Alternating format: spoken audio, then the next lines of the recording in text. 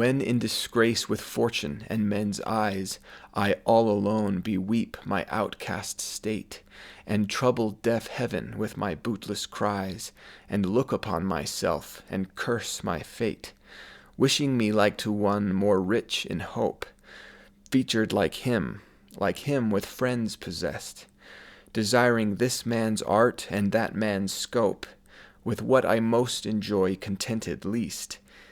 Yet in these thoughts myself almost despising, haply I think on thee, and then my state, like to a lark at break of day arising from sullen earth, sings hymns at heaven's gate. For thy sweet love remembered such wealth brings, that then I'd scorn to change my state with kings. That is poem number 9 of the 26 poems I'm memorizing this year, and it's a sonnet by William Shakespeare. And I love it because it brings two things to mind. One is that common experience that we all have, which is the comparison game. Just looking around and seeing people who have things that we wish we had and we don't have. And that temptation to get down on ourselves for the weaknesses and the faults that we have. And it's crazy to imagine that Shakespeare, a man who was incredibly talented and wise, could experience that same temptation.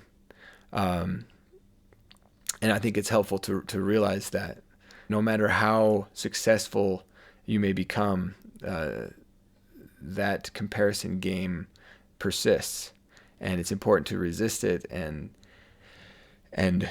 be grateful for what we have and be content with what God has seen fit to bestow us with.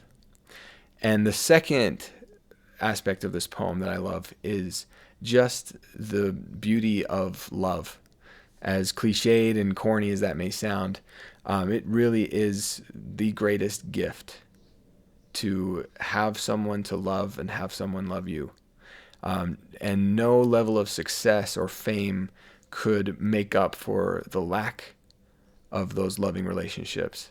You know, I think of my wonderful wife and my beautiful kids and what purpose and meaning they bring to my life. And I know that without that joy and love in my life, that no success would be really of any meaning to me. So my invitation to you then is to, rather than succumb to that temptation to compare with those around you and notice the things that you lack that others have, to pause and list the things for which you can be grateful, and particularly express gratitude to the people in your life who make it meaningful, who bring love and caring into your life. For there is no greater gift than that. And I hope that this brings some peace and joy to your life today, and I will catch you next time.